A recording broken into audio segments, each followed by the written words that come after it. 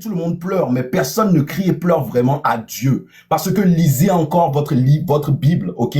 Oui, Dieu, il écoute les lamentations, mais il veut aussi voir de vous quelque chose. Que ça se voit aussi dans le comportement et dans la dévotion, ok? Pour ceux qui sont chrétiens, retournez à votre Dieu. Criez vers l'Éternel, le Dieu de David, le Dieu des armées. C'est un Dieu vrai. Il a fait tomber les murs de Jéricho. C'est un Dieu vrai. Je suis sérieux dans ce que je suis en train de dire. Et pour ceux qui sont musulmans, vous avez Allah. Si je peux intervenir, s'il vous plaît. Mon frère, s'il te plaît. Mon frère, laisse cette histoire de Dieu. Dieu nous a créés libres. Il viendra juger les vivants et les morts. Il reviendra nous juger par rapport à ce qu'on fait. Et donc, laisse ça. Je ne sais pas comment le dire pour ne pas vraiment...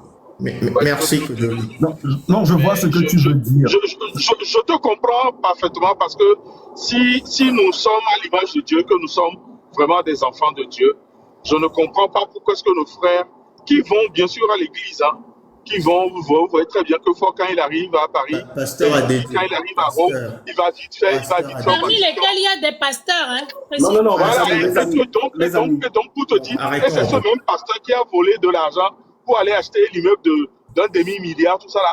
Donc tu te dis, mais ils utilisent Dieu pour nous avilir ou c'est nous qui ne comprenons pas Dieu? Je veux juste finir une seule phrase et je me tais. S'il te plaît, tu sais ce qu'on va faire? Je préfère qu'on fasse ce débat-là sur Dieu et la République un jour. Comme ça, moi et l'autre Dieu, on va prendre tout le temps et on va s'asseoir. Et on va discuter de ça vraiment. Oui. Si je puis rapidement, Elliot, je me permets de recentrer les choses. Je pense que il est important, pour là où nous sommes, je le dis depuis le début de mes interventions ici, il faut pas qu'on se disperse. Il faut pas qu'on se perde. Et il faut pas non plus qu'on crée des clivages. Alors, que ce soit Allah, que ce soit Maulissa, que ce soit Dieu, que ce soit Jéhovah, que ce soit je ne sais pas quoi, le grand maître, l'architecte, appelons-le comme on veut. Exactement. Le spirituel et le divin, c'est de l'onde. L'onde, c'est de la parole. La parole et de la pensée qui sont créateurs ou créatrices. D'accord? C'est la parole et la pensée. Tout ce qu'on est en train de dire, c'est que de la parole et de la pensée qui se matérialisent après en actes. Donc, déjà le tintamarre qui se fait sur la toile, c'est des vibrations qui perturbent et vous voyez comment le système est déjà déboussolé.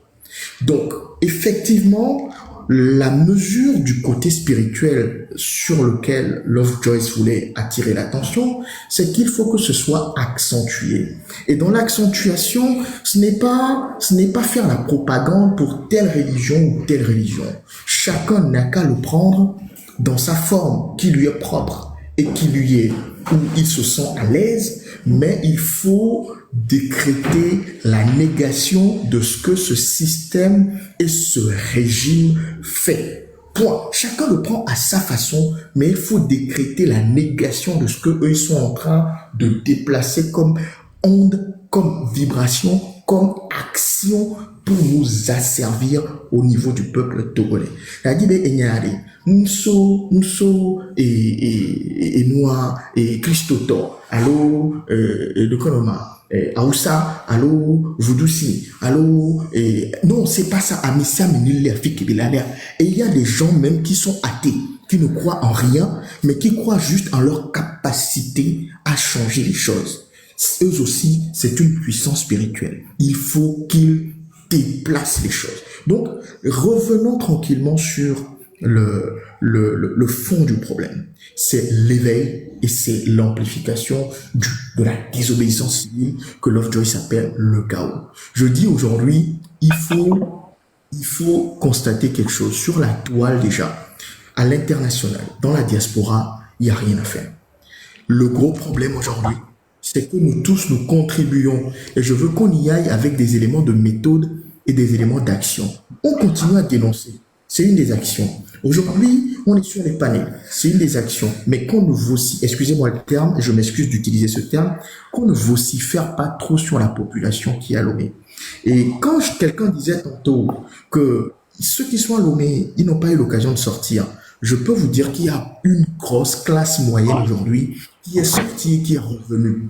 Mais on constate que dès qu'ils reviennent au Togo, c'est comme s'ils sont, leur plan de réflexion est transmuté. C'est comme s'ils sont emprisonnés dans quelque chose. Cette histoire de faire du boucan, ce n'est pas au hasard. Cette histoire de faire du boucan, je dis, ne le prenez pas à la légère. Ne le prenez pas à la légère.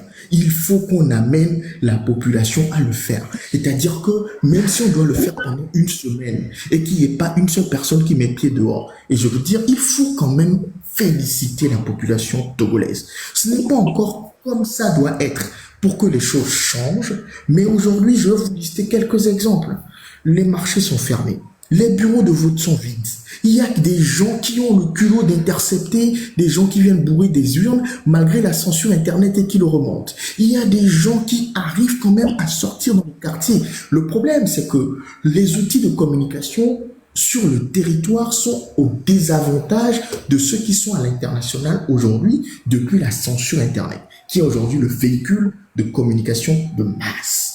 D'accord? Donc, ça ne veut pas dire que les choses ne se passent pas, comme le disait Kodovi tantôt. Il y a plein de choses qui se passent. Mais il faut qu'on arrive plus à passer l'information, à continuer à encourager ce peuple qui a été traumatisé pendant longtemps. C'est pas qu'ils ne sont pas conscients, hein. C'est pas qu'ils ne savent pas, mais on a besoin de les réveiller. Il faut les réveiller. Et ça passe par des actions et des méthodes simples. J'ai parlé du relais par WhatsApp, des choses qu'on se dit sur les panels, les éléments importants, il faut les relayer. On a parlé de cette action de faire de faire du bruit, de faire des coups de klaxon, etc. Et même ça, en cachant ta moto chez toi, tu peux le faire.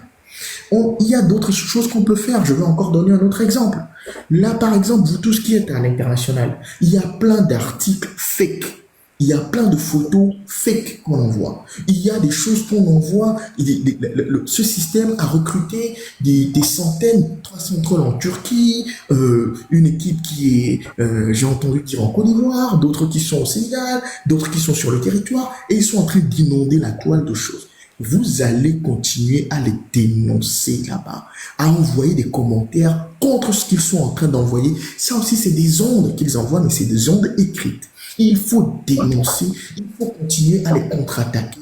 Il faut continuer ce travail-là. Et on va y arriver. Donc, excuse-moi, Elliot, si j'ai pu interrompre, mais ne nous écartons pas. Revenons sur ce qui tu as recadré les choses, tu as raison. En fait, je voulais faire un dernier point sur le côté spirituel, les amis. Quand on dit côté spirituel, ça ne demande pas forcément d'aller chercher des chameaux ou des chevaux enterrés dans un carrefour, quoi que ce soit. Le bruit de casserole à midi, c'est un acte hautement spirituel. Je pense que je l'ai expliqué plusieurs fois dans plusieurs vidéos. Vous pouvez aller regarder et écouter. Il faut savoir que la façon d'énoncer les choses. Quelqu'un a dit tout à l'heure que la parole, quelqu'un parle de la parole qui est créatrice. En Évé ou en Mina, le même son qui dit parole dit vie. B. C'est à la fois la parole et c'est à la fois la vie. La façon dont on nomme les choses aussi est importante. J'ai fait une vidéo une fois, je disais que il faut même arrêter de prononcer le nom Nyasingbe. Pourquoi? Parce que le nom Nyasingbe est arrivé plus tard dans la vie même des Yadema. Aujourd'hui, si vous écoutez beaucoup de médias internationaux, ils disent Fort et Yadema, ou ils disent Étienne et Yadema pour parler de Nyasingbe et Yadema. Moi, la femme des Yadema, veuve Badanyaki, elle refuse qu'on l'appelle veuve Nyasingbe ou même madame Nyasingbe. Elle dit de l'appeler veuve Badanyaki et Yadema. Tout ça pour vous dire que le nom Yacine est venu plus tard et ça a une signification et symboliquement, ça joue sur le pays.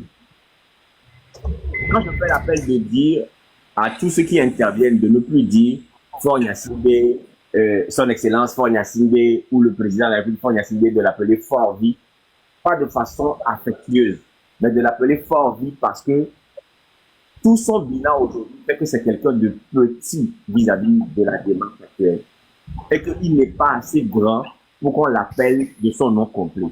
C'est un acte spirituel. Les différents actes spirituels qu'on peut faire, que ce soit par la parole, que ce soit par le bruit de casserole, que ce soit par le fait même d'éviter de prononcer certains noms qui sont comme des incantations sur le pays, c'est un acte spirituel. Donc c'est important aussi de sensibiliser la population à prendre conscience que notre parole là, ça a du sens, ça a du pouvoir. Et que eux, ils le savent et ils l'utilisent. Donc, il ne faut pas négliger ce côté-là. C'est vraiment, vraiment, vraiment important qu'on le fasse. Ces gens-là l'ont tellement intégré qu'ils vont teinter toute la vie publique de plein de symboles qui sont des marqueurs de domination spirituelle. Aujourd'hui, ils utilisent le bleu blanc partout. Je viens de voir la photo de Fondi, il est parti voter. La salle est peinte dans les couleurs du Nil. Ils construisent un marché, ils appellent ça Dekawawa Sime, par rapport à une île. Vous voyez, tous nos bâtiments officiels sont bleus et blancs. Quand on fait les défilés, maintenant, c'est bleu et blanc. Et la dernière fois, la couleur qu'ils ont sortie pour la 5e République, c'est la couleur rouge. Et vous allez voir que de plus en plus, on va tous aller vers le rouge. Tout ça là, ce sont des marqueurs de domination et c'est hautement spirituel. On doit sensibiliser la population à comprendre que cela fait aussi partie de la lutte. Et que c'est important. Je suis prêt pour le débat Dieu et la République. Parce que quand tu es prêt, tu le dis. Moi aussi, ça m'intéresse. Je ne sais pas si vous allez changer de sujet, mais j'aimerais qu'on parle un peu de l'après-élection municipale en groupe là. Ok, oui, on va y aller dans le sens des élections, mais je vais d'abord passer la parole à Monsieur Eric Val et Blaise qui sont en bas et on revient là-dessus, si ça ne vous dérange pas. Oui, bonsoir. Oui, bonsoir Monsieur Eric. Oui, merci pour cette opportunité que vous donnez. Vous pouvez parler un peu plus fort, s'il vous plaît? Oui, ok, je vais. Merci pour cette opportunité que vous nous donnez. De nous exprimer, de nous prononcer sur la situation de notre cher Togo. Ceci étant, je crois que nous sommes dans une situation exceptionnelle au Togo. Je ne sais pas si on a déjà vécu ça, mais j'ai comme l'impression personnellement qu'on est en train on est sur le bon bout. Il faut juste trouver le moyen de transformer l'essai. Comme on le dit dans le rugby, il faut trouver le moyen de transformer l'essai. Et trouver ce moyen nécessite un certain nombre de choses. On fait beaucoup de panels, comme le vôtre. Je suis souvent votre panel. Et il y a beaucoup de bonnes idées qui émergent. Mais on en fait quoi de ces idées? Après que c'est dit ici, on en fait quoi? C'est parti jusqu'au prochain panel. Et c'est contre-productif quand c'est comme ça. Et c'est comme si on est dans l'émotion. Chacun, il vient, il donne des idées, il dit des choses, mais qui les met en pratique? Comment on fait pour le mettre en pratique? Il faut commencer par se poser ces questions. D'où la nécessité d'avoir une organisation intellectuelle derrière tout ce qui se passe. Tout ce qui se passe aujourd'hui, il est très bon. Je vous jure que sur le terrain au Togo, là-bas, il y a des gens qui sont prêts à sortir. Il faut les organiser. Il faut les structurer. Mais si c'est dit que dans des panels, il n'y a pas de synthèse qui est faite, quelles sont les bonnes idées, où est-ce qu'il faut les converger, comment on les met en place, mais alors là, on est dans l'émotion. Il faut sortir de l'émotion. J'ai compris que nous sommes depuis un certain temps dans cette émotion. Ça dit que chacun vient, il dit, c'est presque un show qu'on fait. Mais non, sortons de ça. Il n'y a aucune révolution. Je ne sais pas si je me trompe, hein, et j'ai le droit de me tromper d'ailleurs. Mais je suis convaincu que sans organisation intellectuelle derrière ce qui se passe là, on n'y arrivera pas. Je vous donne un exemple. La C14 avait une revendication, retour à la constitution de 92, la seule qu'on a votée à plus de 97,5%. En fait, l'idée derrière, c'est le départ de Faure Gnassingbé, mais ils n'ont pas dit départ de Faure Gnassingbé. Ils ont dit, nous voulons le retour à la constitution de 1992 parce que celle qu'on nous impose aujourd'hui est arrivée, nous est imposée contre notre volonté. Nous voulons le retour à la constitution de 92. Cette constitution de 92 exclut illico presque Faure Gnassingbé, monsieur Faure Gnassingbé. Vous comprenez? Pourquoi c'est dit comme ça? Parce qu'il y a un travail intellectuel derrière. Aujourd'hui, les blogueurs, ils sont les porte-voix de ce qui se passe. Mais nous tous, quand on les suit, on voit les insuffisances. Oui, que ce soit Lovejoy, que ce soit Kodio, ils ont dit de ce chaos va naître la lumière. Mais je dis attention, ceux qui sont en face de nous, c'est une machine dangereuse, une très forte machine, et c'est pas des gens, c'est pas des enfants de cœur. Il faut pas s'amuser avec eux. Ils ont tout. Ils ont les communicants, ils ont l'argent, ils ont l'armée. Tout ce qu'ils font est calculé, je vous jure. La manière dont ils ont réprimé les manifestants de 26 et 27, c'est calculé. C'est pour marquer les esprits. La manière dont ils sont venus arrêter certains meneurs, c'est calculé. La manière dont ils ont sorti les militaires, c'est calculé. Mais nous, qu'est-ce qu'on fait en ce moment? Pendant ce temps, on fait des panels. Ces panels donnent quoi? Ça converge vers quoi? Comment c'est organisé? Comment c'est structuré? Zéro. Sortons de l'émotion.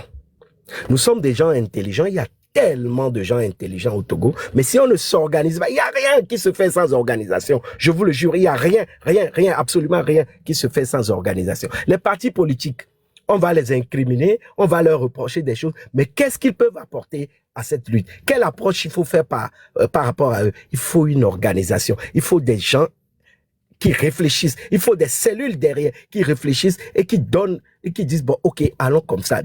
Disons-leur ceci, faisons cela. Mais sinon, on va faire des panels sur panels et à la fin, ça va stagner, on va se fatiguer et puis c'est bon. Et je vous jure, sur le terrain, les populations, elles sont prêtes. Elles n'attendent que on leur apporte quelque chose de concret. Qu'est-ce qu'on leur apporte aujourd'hui? Qu'est-ce qu'on apporte à ces populations aujourd'hui? On leur dit, sortez.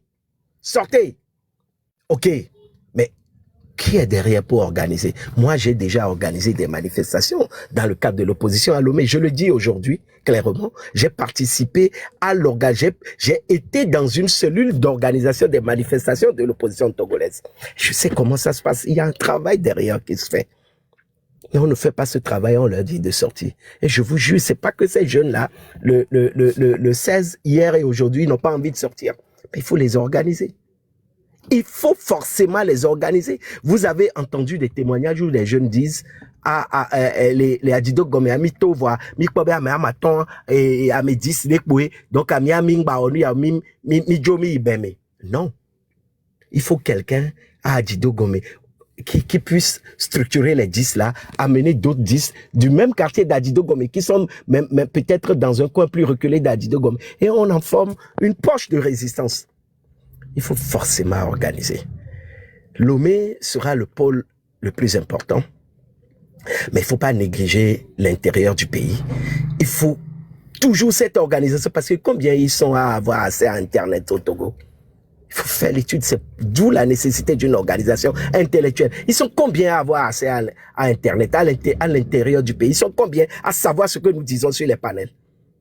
Parce qu'il faut maintenir les militaires à l'intérieur du pays. Il ne faut pas qu'ils puissent envoyer ceux qui sont à Kalandia, ceux qui sont à Dapaon. Il ne faut pas qu'ils puissent les envoyer pour être un étau sur le cou des gens de Bébé et autres. Non. Je vous conjure. Ce que nous sommes sur le bon bout. Nous sommes au bout du chemin, en fait. Mais il faut, pour transformer l'essai, il faut nous organiser. Si nous ne nous organisons pas, nous allons faire les panels, nous allons les insulter, nous aurons raison, mais nous allons perdre. Nous serons sur le chemin de la vérité, mais nous allons perdre. Parce que ce n'est pas forcément parce qu'on a raison qu'on gagne. Mais il faut s'organiser pour prouver et pour enlever à l'oppresseur ce qu'il a entre les dents et qui est à nous. Mais pour le faire, il faut s'organiser, d'autant plus qu'il est apparemment, je dis apparemment plus fort que nous, plus structuré que nous. Mais en fait, c'est nous le peuple et c'est nous qui devons décider. Mais pour que le peuple puisse décider, il faut l'organiser, il faut les aider, il faut des meneurs. C'est pas pour rien qu'ils ont pris les Sativi et autres, parce qu'ils ont compris qu'ils sont des meneurs, des gens qui peuvent organiser. Et ils se disent qu'en les organisant, en les arrêtant, ils vont nous déstructurer. Ils vont nous déstructurer. Mais arrêtons de réfléchir. Tout ce que nous faisons sur les panels, ils écoutent. Ils savent ce que nous disons, mais ils savent que derrière, il n'y a rien qui est fait. Vous comprenez? Il faut qu'on arrête ça. Arrêtons d'être dans l'émotion, parce qu'on va rester dans l'émotion. Il y a le pouvoir RPT, il a le soft power, il commence à polir son image, il utilise ça, il utilise le hard power, comment oppresser, comment utiliser la violence pour nous. Et ils utilisent une autre méthode qui est de semer le doute dans nos têtes. J'ai oublié comment ça s'appelle, mais c'est une méthode de communication qu'ils mettent dans nos têtes, ils sèment le doute. Vous voyez, ils ont échoué. Ah, vous voyez, j'ai écouté derrière, la dernière fois, hier nuit, quelqu'un qui essayait de déconstruire Amron. Non, ce n'est pas un héros, il a voulu de l'argent, il a négocié, il s'organise. Il y a des cellules qui réfléchissent. Qu'est-ce que nous faisons? Nous sommes sur les panels. Il n'y a pas que votre panel. Il y a 10, 20, 30, 40 panels. Mais tout ce qui est dit sur il y a de très bonnes choses qui sont dites sur ces panels. Mais comment nous les structurons? Comment nous filtrons ce qui est bon et comment nous faisons pour le mettre en organisation? Je crois qu'il faut qu'on réfléchisse à ça. Et pour le moment, on ne le fait pas et c'est bien dommage.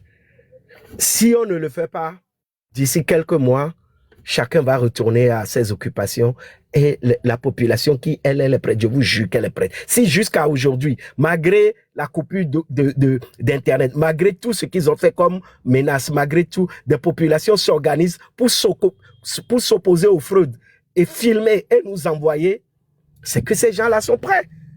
Ils ne demandent que nous. Mais ces gens, c'est des indigents, c'est le peuple. Mais le peuple doit être organisé. Il faut les organiser. Il faut forcément un leader. Il faut forcément des meneurs. Sans quoi, je ne vois pas comment on va sortir de l'auberge. Voilà, j'en ai fini. Émotion. Oui, monsieur Elliott, oui. C'est plutôt quelques questions vite faites là pour voir si peut-être monsieur Eric Val ou bien quelqu'un a une réponse pour aider. Est-ce que ça aiderait par exemple de réunir les différents panels? Parce qu'il y a, comme vous l'avez dit, il y a certains panels où oui, on voit déjà qu'ils arrivent à réunir non seulement beaucoup de gens, mais ils sont dispersés. Et puis aussi, une autre chose serait aussi de décentraliser la communication parce que pour le moment, c'est TikTok seulement qui permet au Togo de communiquer. Mais et puis je ne parle pas seulement à vous, je parle aussi à tous ceux qui regardent dans les commentaires. Vous pouvez aussi répondre si vous avez une idée. Mais est-ce qu'il n'y a pas aussi d'autres façons où on peut aussi décentraliser la communication pour s'assurer que, par exemple, sur TikTok, ce qui passe sur TikTok est plus ou moins soft, comme vous l'avez dit, soft power. Et maintenant, sur un autre truc, on parle le hard power, ce qui doit être comme action. Et puis, pour revenir sur encore la décentralisation des choses, parce que c'est aussi un problème. On se met tous derrière quelqu'un et après, il nous emmène vers le nord ou bien il nous emmène vers le sud parce que le Togolais, au lieu d'aimer l'idée, se met plutôt dans l'adulation de la personne. Donc, n'analyse pas les idées et ainsi de suite. Donc, bref, moi, je suis plutôt dans cette histoire de communication-là. Comment est-ce qu'on peut, quelle action concrète, vu qu'il y a des gens ici qui s'y connaissent en communication. J'ai essayé d'écrire dans les commentaires quelques livres, mais tout le monde ne lit pas. Mais c'est ça aussi le problème. Voilà, quoi. Bref, c'est tout ce que je voulais dire. Merci. Monsieur Eric, vous voulez répondre? Ou quelqu'un d'autre veut rebondir?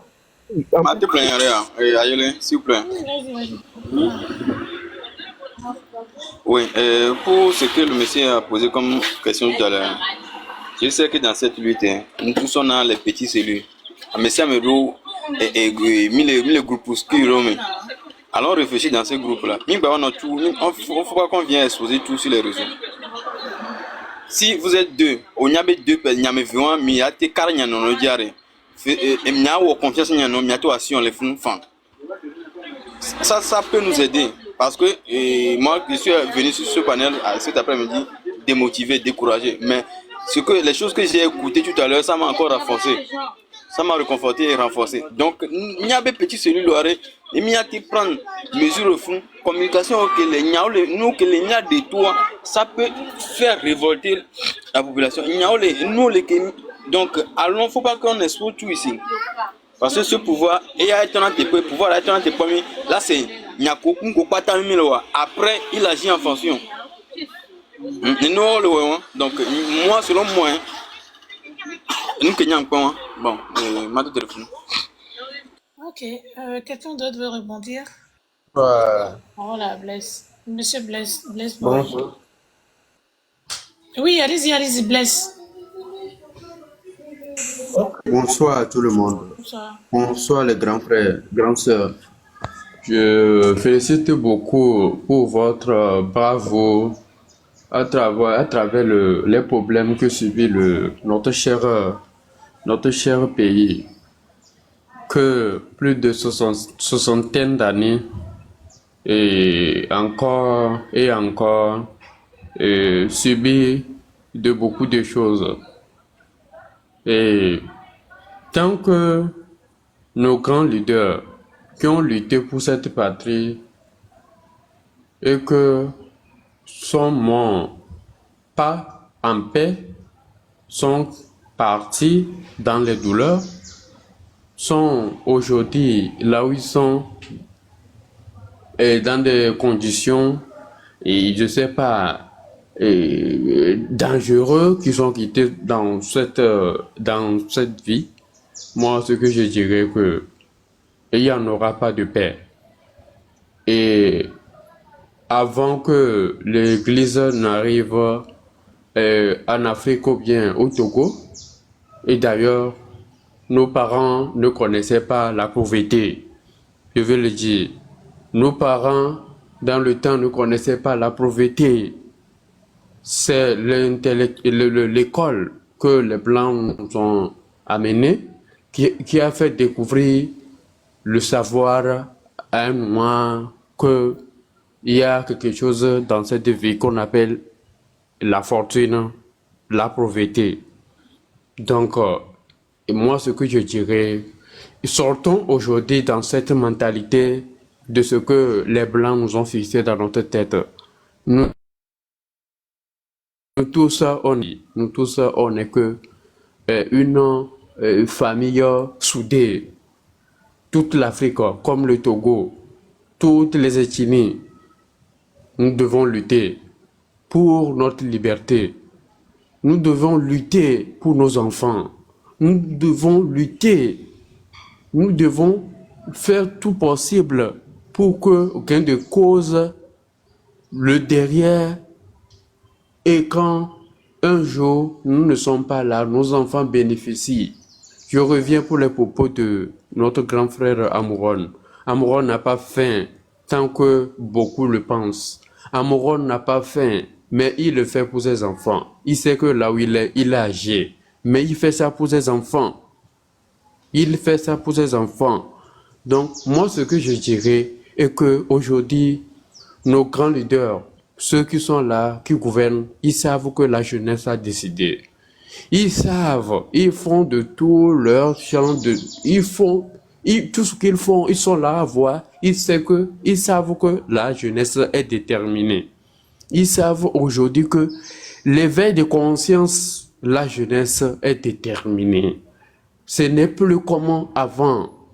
Et aujourd'hui, la jeunesse voit les réalités qui s'opposent en Afrique, ailleurs. Ils savent qu'aujourd'hui, la jeunesse ne dort plus. La jeunesse veut que le meilleur. Je lance une force, ou bien je demande à la bras fort à nos grands leaders, comme les Damon à Djamagbo, les Awanana, même si on les insulte qui ne sont pas bons, qu'ils ont l'homme l'homme dans la vie n'est pas complète, ou bien comment vous le disiez, l'homme n'est pas, je sais pas comment le dire quoi. L'homme a des défauts, nous tous on a des défauts, il faut le comprendre. Nous devons nous conférer à eux. Ils sont notre seul appui maintenant. On peut beau parler, dire, faire des discours, parler, dire tout. Nous devons revenir à eux. De nous aider dans ce combat. De nous aider dans ce combat. Aujourd'hui où nous sommes. Sinon, la diaspora peut beau parler. Tout le monde peut parler, faire des lives. Mais, je vous en prie, nous avons besoin d'eux. Moi, je ne suis qu'un simple enfant. Moi aussi, c'est mon message. C'est ce que moi aussi j'ai comme vision. Nous avons besoin de ces gens. Comme les gens, comme les apeuvons. Même, vous les connaissez plus que nous. Ceux qui ont lutté dans le temps aussi. Nous avons besoin de ces gens. Comme le grand frère vient de le dire. Nous avons besoin de ces gens pour pouvoir animer les enfants. Nous, l'éveil de conscience, c'est ce que moi aussi j'ai.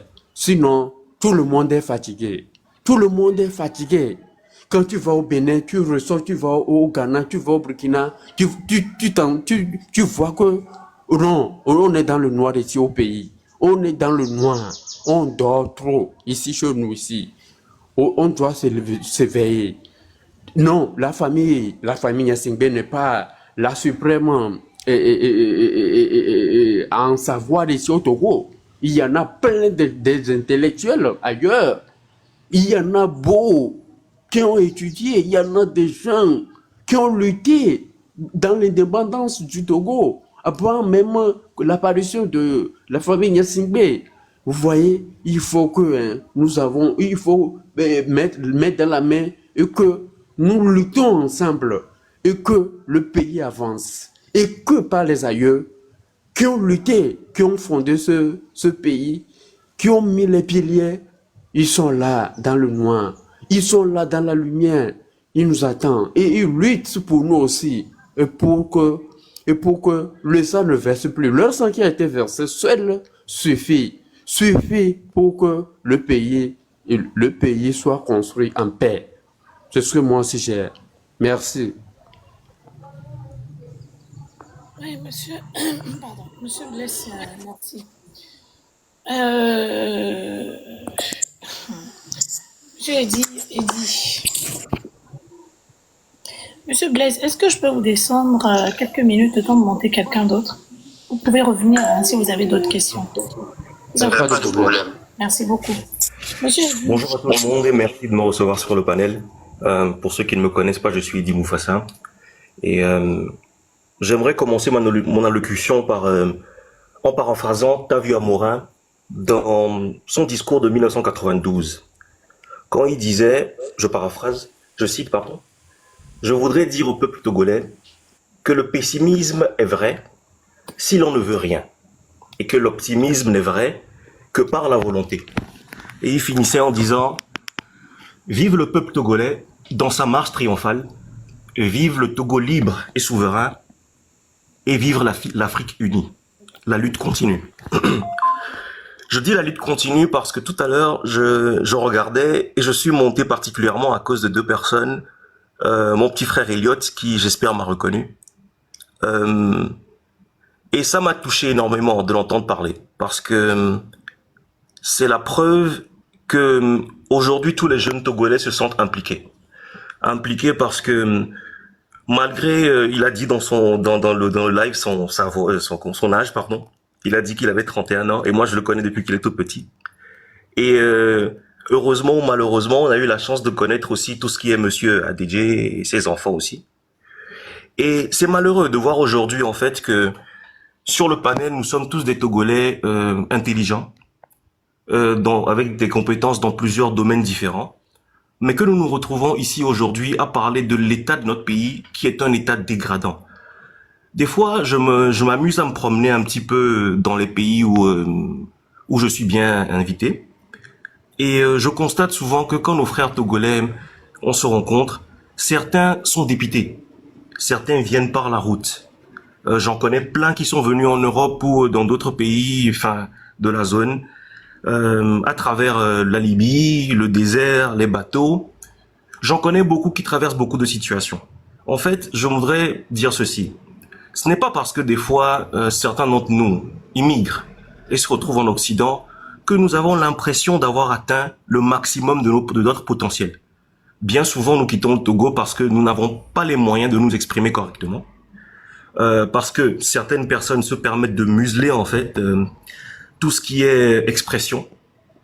Et même des fois, quand on veut faire du business ou exceller dans notre domaine d'action, comme le grand frère Lovejoy Samavi, que j'ai eu la chance de rencontrer, s'il s'en rappelle, il y a un peu plus de 10 ans déjà, on se rend compte bien sûr que ça ne va pas. Et même quand on vient à l'étranger, on se retrouve en train de faire des choses qui, des fois, nous n'aurions jamais faites si nous étions dans notre propre pays. Et des fois, malheureusement, il faut le dire aussi, le blanc, dans toute sa magnificence, ne reconnaîtra jamais les qualités que quelqu'un nous reconnaîtrait vraiment si nous étions chez nous.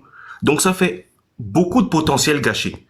Gâché depuis la génération de nos grands-parents, de nos parents ensuite.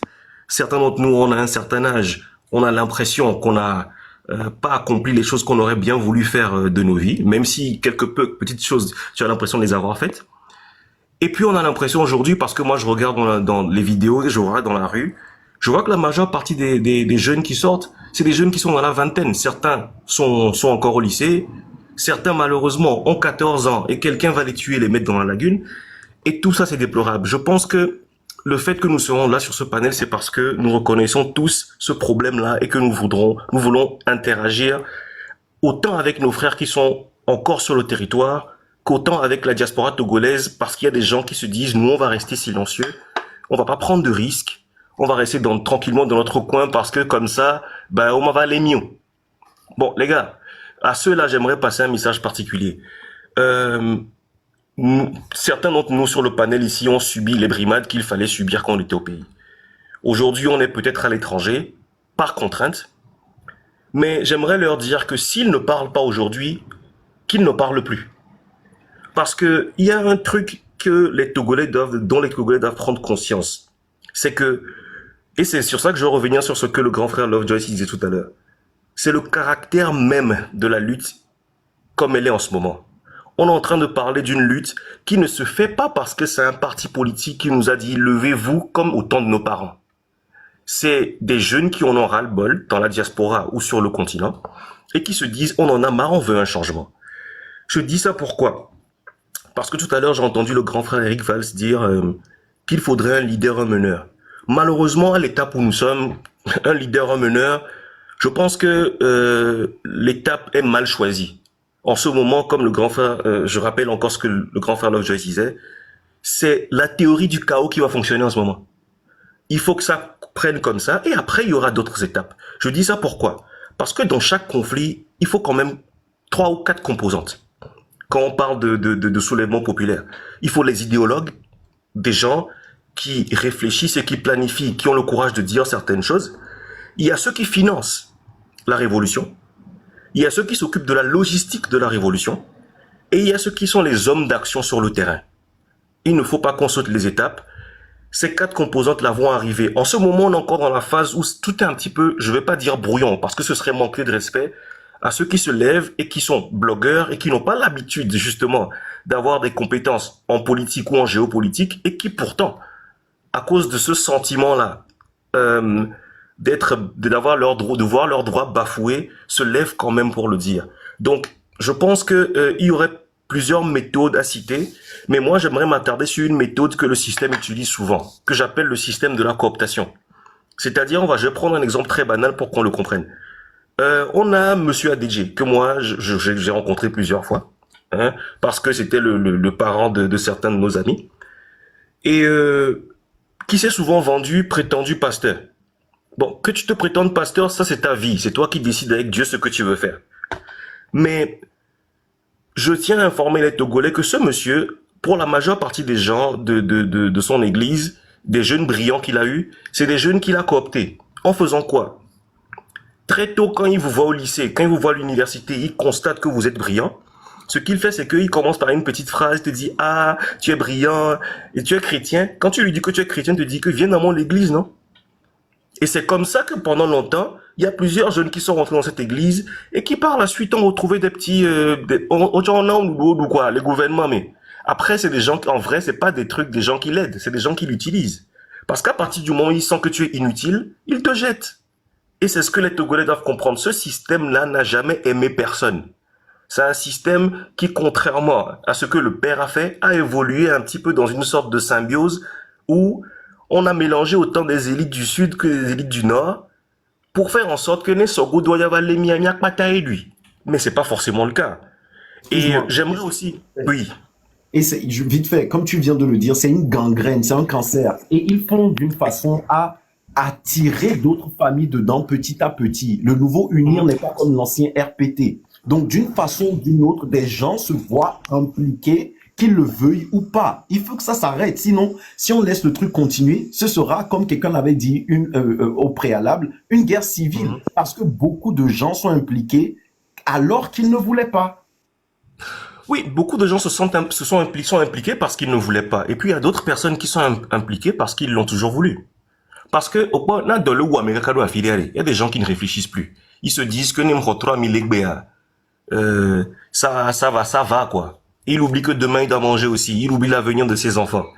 Et une fois que c'est fait, ben, écoute, c'est pour ça qu'on a plein de gens dans les églises, tout ça qui accompagnent ce monsieur. Parce que moi, j'appelle ça le commerce de l'espoir. C'est là que tu viens leur vendre certaines choses. Parce que quelqu'un qui achète un appartement de, quoi, c'était 600 millions en France pour son enfant qui ne travaille pas, qui conduit des voitures de 80 000 euros. Bon, écoutez, je vais même dire un petit secret ici pendant qu'on y est là. ADJ, il a son fils qui s'appelle Caleb. Bon, Caleb, c'est même pas le premier, si je me trompe pas, c'est le dernier. Parce qu'ils sont 3. Je pense que son dernier, c'est une fille, hein, je crois. Ils sont 4. La première, c'est okay. Oui. Le deuxième, c'est Caleb. Oui, Caleb Ensuite, doit être le Joël. troisième. Et puis après, Eunice. Le troisième. Ils sont 4. Ah, ok. Moi, je connais les trois premiers parce que ma génération, c'était potentiellement ce que je pouvais Il a eu la dernière très tard. Ah, ok. Mais, par exemple, comme je disais tout à l'heure, au lycée, déjà, on venait nous dire, venez dans son église.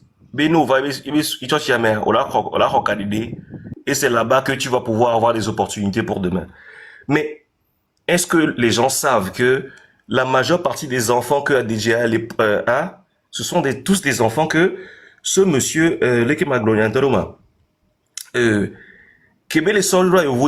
c'est avec des comptes qu'il avait déjà remplis depuis le Togo. Ça ne devrait étonner personne. Et moi, je vais dire, le petit Caleb, c'est lui qui détient la majeure partie des biens que son père a volés. Et bien, comme Belé, c'est un petit qui est milliardaire depuis qu'il a 12 ans. Hein. 100 étoiles, on a béni le football. Mais il savait pas jouer au ballon. Mais vous savez combien de clubs on a corrompu au Togo et à l'étranger pour qu'ils fassent des tests? Pendant ce temps, ils n'ont pas eu les opportunités. Et ce sont ces magouilles-là qu'on faisait au niveau du ministère du Sport. Mais bon, il y a beaucoup de choses.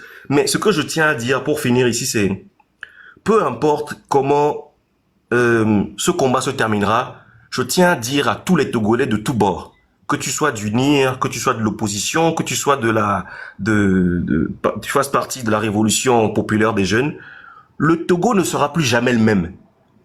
Parce que il y a trop de choses qui ont été dites en ce moment, il y a beaucoup de secrets qui ont été dévoilés.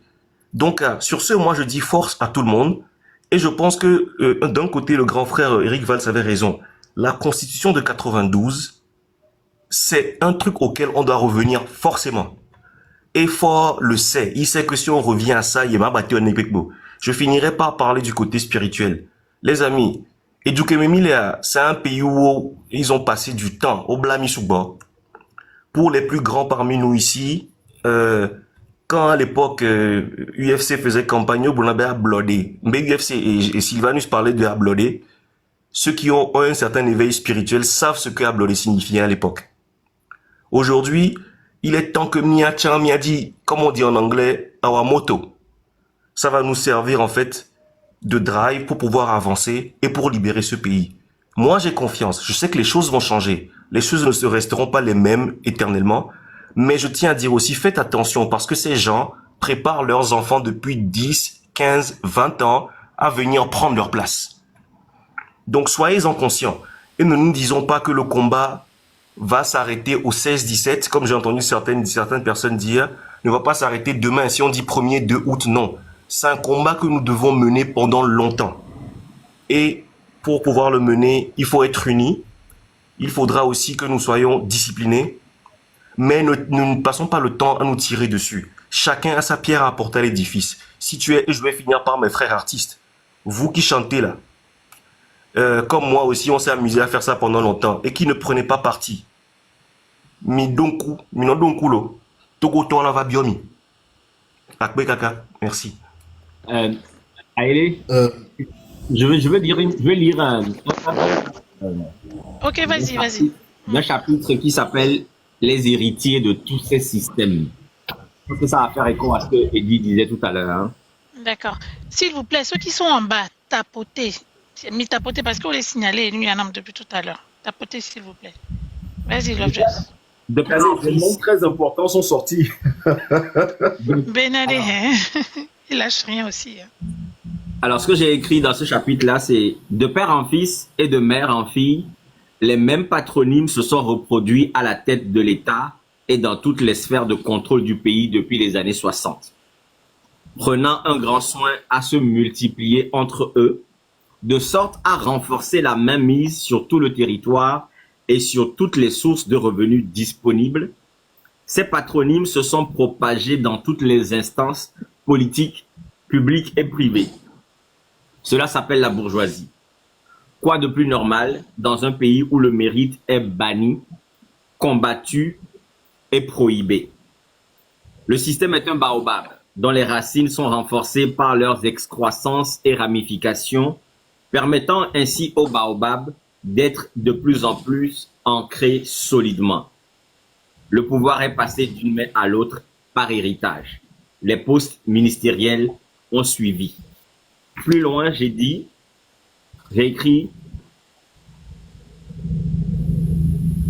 alors, nul besoin de citer des noms, ils sont bien connus.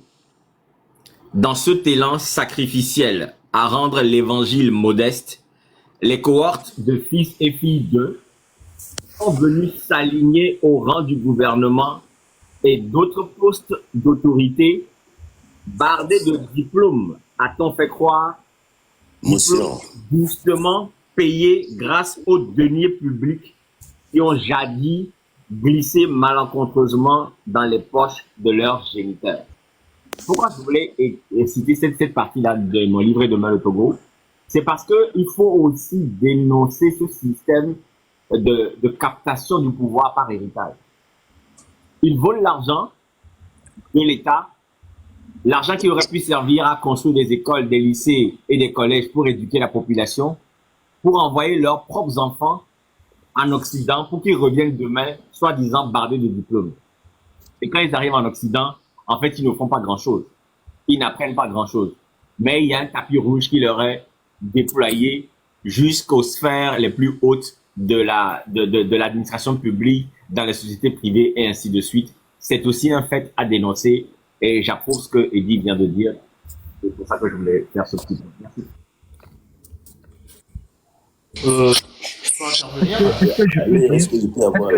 Merci. Merci là.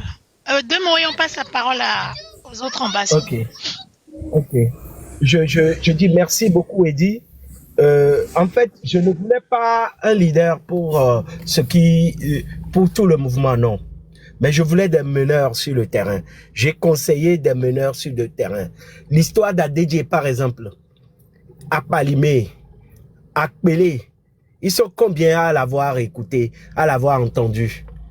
Il faut des relais sur le terrain pour organiser les gens, pour leur montrer ce qui se passe.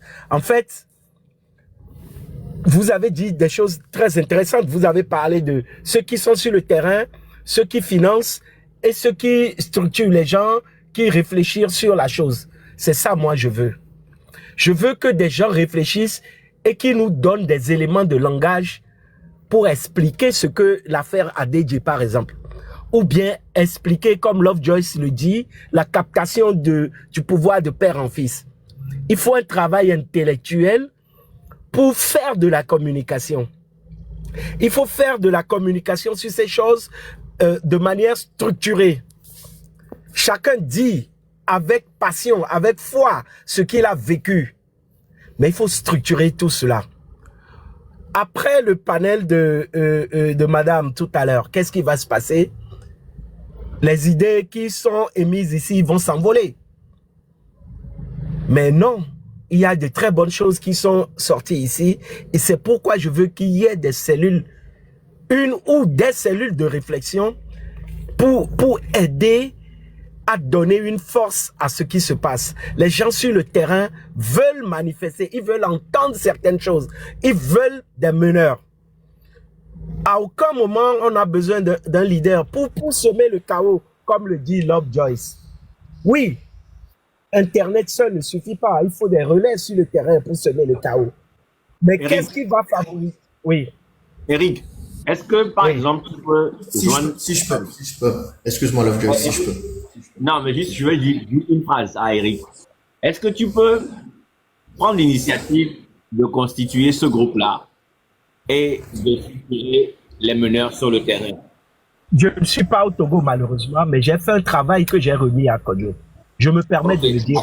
Donc, il faut interpeller Kodjo. Dès le début du mouvement, moi, j'ai contacté Kodjo et je lui ai dit, écoute, mon frère, ce que je suis en train de voir là, il faut tel. Par rapport à la diplomatie, il faut tel. Par rapport à la communication, il faut tel. Sur le terrain, il faut tel. Par rapport aux gens qui seront blessés ou morts, il faut tel. J'ai fait un travail que je lui ai remis. Je me permets de le dire aujourd'hui publiquement. Parce que je dis quoi? Qu'est-ce que je dis? Après ça, j'ai constaté que, en fait, mais vous émettez tout sur les panels que je parcours, il y a de très bonnes idées. Mais ça s'envole. On ne les structure pas, on ne les utilise pas. Mais à quoi bon ça sert de perdre notre temps pour venir réfléchir et que ça ne serve pas après? Réfléchir et mettre des idées que ça... Il faut que ça puisse servir. Tout ce que vous êtes en train de dire, vous, Lovejoy, et dit Elliot et tous les autres, c'est de très bonnes idées. Mais il faut les centraliser quelque part, synthétiser ça et extraire ce qu'on peut utiliser sur le terrain. Mais si on ne le fait pas comme ça, on est dans l'émotion. Eric a raison. Oublie Kodjo, oublie ce que tu lui as remis. Reprends le leadership de cette initiative-là que tu recommandes depuis longtemps et constitue le groupe. Si tu as besoin qu'on lève la main, on se coordonne et puis on verra comment est-ce qu'on implémente ça sur le terrain. Si tu as déjà donné ça à Kodjo, que ça ne se fait pas encore et que tu le répètes encore, je pense que c'est peut-être ta responsabilité d'initier cette organisation-là. Je vais te constater. Moi, je trouve avec un certain nombre de gens déjà sur le terrain, en Occident, un peu partout. Je cause avec un certain... Hier, j'étais en train de causer, on était pessimiste. On est arrivé à la conclusion que tant qu'il n'y a pas une organisation intellectuelle derrière, on va stagner. Je vais vous dire un truc. On dit qu'ils ont peur, ils sont trucs. Je vais dire un truc que je ne devrais peut-être pas dire. Mais M. Faure-Gnassingbe, il s'en fout de ce que nous faisons. Il s'en fout. Le jour de son anniversaire, je n'oserais pas jusqu'à aller là, mais j'ai à peu près une idée de ce qu'il était en train de faire le jour de son anniversaire. Et nous, on manifestait. Vous comprenez? Mais nous pouvons leur faire mal. Nous pouvons aller plus loin si nous nous organisons. Si nous ne nous organisons pas. Je suis presque content de comprendre que hier, les gens ne sont pas sortis en masse et qu'il n'y ait pas eu d'enfant, un petit enfant jeté à la mer, à la lagune. Mais parce que tant que nous ne pouvons pas sortir en masse, mais de manière massive sur eux, c'est pas la peine de sortir de manière sporadique et après on va dire oui, on a fait un peu, on est sorti, bravo, et tout, il y aura des blessés, des morts inutiles. Non. Essayons d'avoir un travail intellectuel. Il y a des gens qui sont spécialisés dans ce domaine-là, des révolutions. Ils savent comment ça se passe. Ils peuvent analyser depuis Tikpi à Tchadam ce qui s'est passé, ce qu'on a gagné. Cette fois-ci, ce qu'on a gagné. Écoutez, il y a des gens que j'entends. J'ai enregistré une vidéo d'une fille qui a la vingtaine et qui m'a dit des choses qui m'ont fait comprendre que oui, on est en train de gagner. Elle a dit exactement ceci. J'ai la vidéo. J'ai compris aujourd'hui que à la tête de mon pays, il y a les gens qui sont là, c'est des sauvages. C'est des sauvages, les gens qui sont à la tête de mon pays. Elle a dit un certain nombre de choses. J'ai la vidéo, j'ai pas tout en tête, mais substantiellement, c'est ce qu'elle a dit. Qu'est-ce qu'il faut retenir de là? Ça veut dire qu'on a gagné. Les enfants, les gens qui étaient nés au même moment que Faure Gnassingbé venait au pouvoir, ou bien les gens qui ont 25 ans, 30 ans, qui avaient 5 ans, 10 ans au moment où il venait au pouvoir, savent aujourd'hui ce qu'il est. Ce n'était pas gagné hier. Monsieur Faure Gnassingbé est venu au pouvoir comme un réformateur. Et lui, c'est lui, moi, c'est moi. Et il était venu pour changer les choses, contrairement à ce qui se passait au moment de son papa. Et on l'avait vu jeune contre les Bob Akitani et autres. Mais cette jeunesse qui avait adopté son profil et tout, ils sont aujourd'hui en train de constater que non, c'est faux. Parce qu'on l'a poussé à son dernier retranchement, il s'est découvert, il a montré au monde ce qu'il est, un vulgaire dictateur. Mais essayons de capitaliser cela, essayons de structurer ça. Si nous ne le structurons pas et que nous allons de panel en panel pour parler, ce sera vain. Et M. Faure Gnassingbé va dire oui. Eric, je peux un peu prendre un peu la relève, s'il te plaît? Si je peux rapidement apporter une et aller dans le même sens que toi. Oui, monsieur Koko, allez-y. Et après, ça sera Kekeli. Voilà. Alors, Eric, c'est très légitime et vous avez tout à fait raison de dire qu'il faut de la structure. Mais, encore une fois, je ramène, moi, le rappel, et c'est ce que je fais depuis que je suis sur ce panel aujourd'hui, c'est la temporalité et l'ordre des choses. Aujourd'hui, on est dans une phase de fissuration d'un système solidement ancré.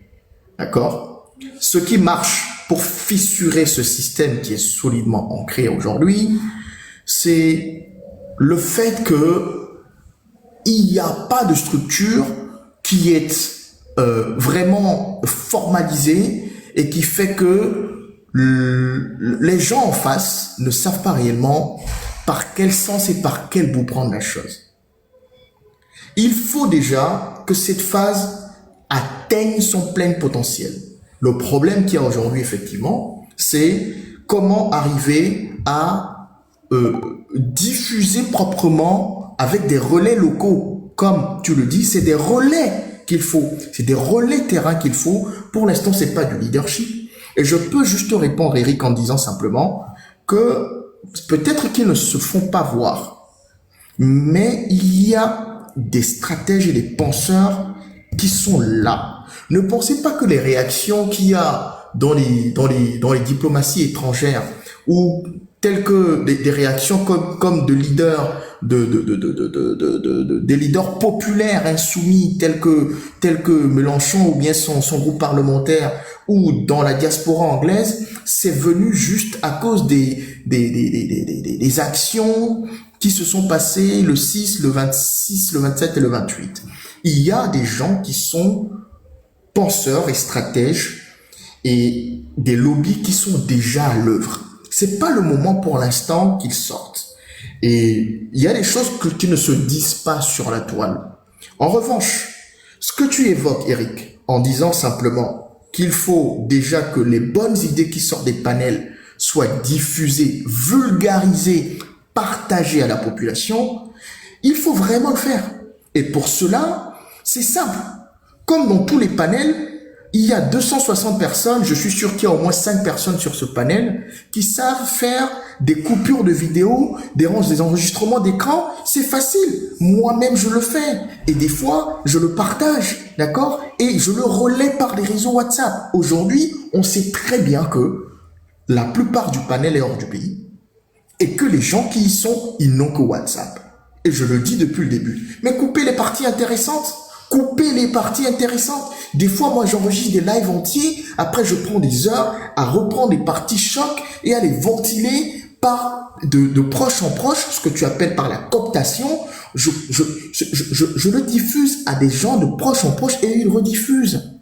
Tout le monde peut le faire. Ça ne demande pas un financement énorme. Ça ne demande pas un engagement particulier. Ça ne demande pas une réflexion particulière. C'est ça faire sa part dans un premier temps. Et ça, c'est facile et je voudrais que tout le monde s'y mette. Si à chaque fois, il y a 1000, 10 000, 5 000 chaque jour qui font ça, et qui relaie les bonnes informations. Et c'est moi, en le faisant, que je me suis rendu compte qu'il y a plein de gens qui ne sont pas au courant sur le terrain.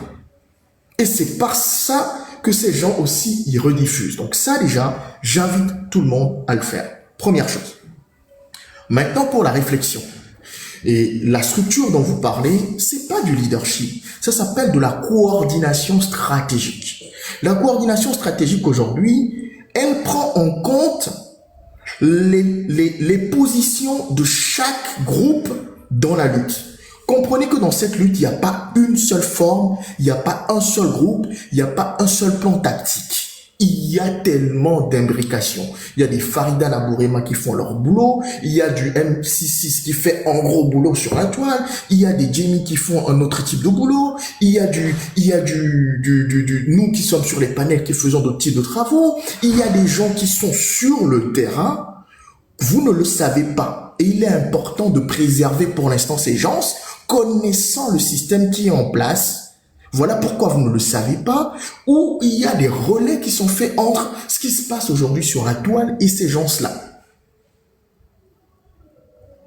Donc à partir de là, ce travail doit être fait. Et les stratèges sont déjà à l'œuvre. Ils sont déjà à l'œuvre. J'ai sur ma page diffusé certains communiqués. Allez le lire, notamment celui de l'ADP. D'accord, qui est une déclaration conjointe de deux mouvements d'opposition aujourd'hui, mais qui sont pas les plus connus, mais qui sont sur le terrain et qui travaillent depuis 2002 à l'éducation et puis à la transformation des mentalités. Et qui ont sorti aujourd'hui une déclaration conjointe et qui, vous allez le lire, vous allez voir des éléments d'opération stratégique politiquement, socialement, qui y sont. Allez le lire, ok? Donc, c'est juste pour vous dire, il y a des gens qui sont tranquillement là, les penseurs sont là, et les stratèges sont là. Aujourd'hui, c'est plus les relais de communication pour pouvoir casser la nouvelle forme de censure sur le territoire propre au Togo qui est la censure Internet. C'est ça qu'il faut qu'on développe des stratégies pour arriver à dénoncer. Et on va le faire. On y est, les gens prennent conscience et ça se fait en utilisant tous les canaux possibles. Voilà pourquoi je me porte en faux quand on est en train de se dire qu'on est contre ce système, mais qu'on se tire des balles dans le pied parce qu'un tel a pris un chemin qui n'est pas forcément le chemin qu'on souhaite. Pour l'instant, tout le monde n'a qu'à prendre son chemin. L'essentiel, c'est que l'objectif soit commun et que la communication soit large à la base. À partir de là, vous allez voir que quand le système sera bien secoué, parce que rien ne s'est encore passé, hein. Quand on parle de l'oligarchie dynastique, il ne faut pas blaguer.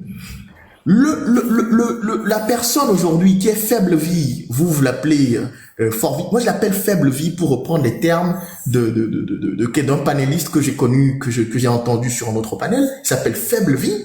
Ce faible vie aujourd'hui, qui est l'icône qui caractérise ce système oligarchique, mais observez-le dans certaines vidéos de ces déplacements officiels passés ou de mouvements festifs sur le territoire national. Il se fait accompagner par certains qui sont de sa génération actuelle, de sa succession, c'est-à-dire ses fils. D'accord? Il y en a un qui le suit tout le temps. Vous pensez que tout ce qu'il est en train de faire pour installer aujourd'hui une sorte de monarchie, vous pensez que c'est pourquoi? C'est pas pour lui. Ce n'est pas pour lui. Vous voulez qu'on dise les choses? Il y a des choses qui se disent pas en ligne. On va vous les dire. Lovejoy, il n'a pas voulu citer de nom. Et il n'y a pas que. Il y a plein de gens qui préparent aujourd'hui déjà une génération à prendre le pouvoir. On a vu le cas des ADG qui est sorti en plein jour. Vous pensez que c'est pour l'argent? Ils n'ont plus besoin d'argent. Ils ont besoin de pouvoir et de conserver le pouvoir. Donc, chaque chose en son temps. Je dis dans un premier temps, et je voulais rassurer Eric, quand je dis il y a des penseurs, et je dis la même chose à Eddy et compagnie, il y a déjà des stratèges qui sont à l'œuvre. Là, aujourd'hui, il faut qu'on se concentre sur comment faire la coordination de toutes les forces en place, d'accord, pour arriver à casser le muselage militaire et le muselage Internet qui est en cours. Voilà le plan d'action immédiat à faire. Si aujourd'hui, les gens n'ont pas pu sortir comme il se doit, le 16 et le 17 aujourd'hui, vous avez remarqué que quand même, beaucoup de gens sont restés à la maison. Les gens ne sont pas partis voter. Les gens ne sont pas allés au marché, etc. C'est parce que le mot d'ordre est passé, pas suffisamment peut-être pour sortir, peut-être pas assez pour leur donner le courage de le faire de façon coordonnée. Pour le faire de façon coordonnée, nous ne pouvons pas le faire à partir d'Internet aujourd'hui, vu qu'ils ont tout censuré.